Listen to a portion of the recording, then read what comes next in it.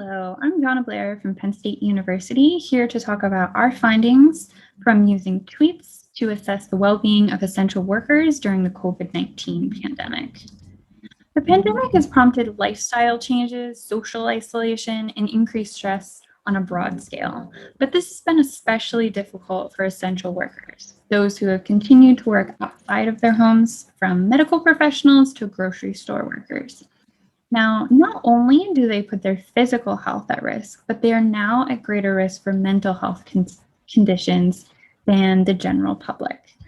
Now, previous work has shown us that how often we use social media, when we post, and what we post about can be used to infer well-being. At the same time, these platforms are also often used to speak out about mental health and workplace concerns. So for these reasons, we chose to investigate what can we learn about essential workers' experiences and well-being based on how they've been using Twitter.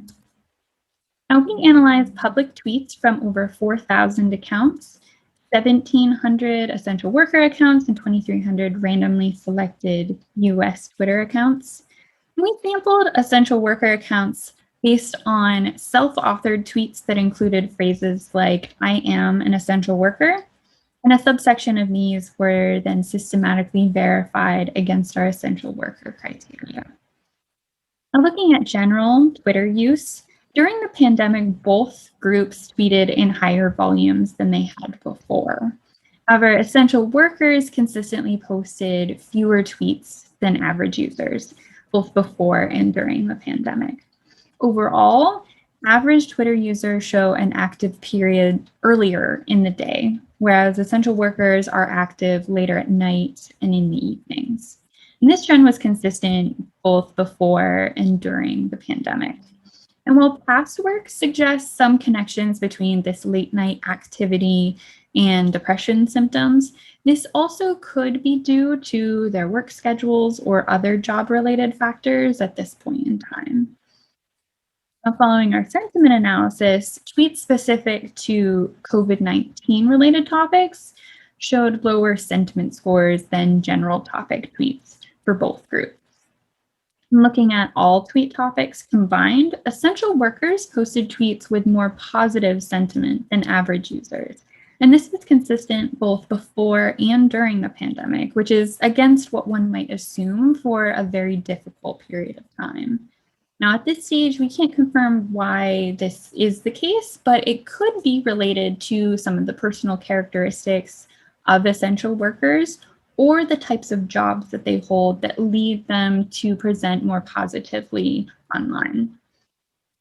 And looking at keywords or the type of topics that people are posting about, average Twitter users posted a higher ratio of tweets with pandemic-related keywords, things like pandemic, coronavirus, mask, risk, whereas essential workers posted a higher ratio of tweets with mental health related keywords. So things like stress, sad, depressed, anxious, and struggle.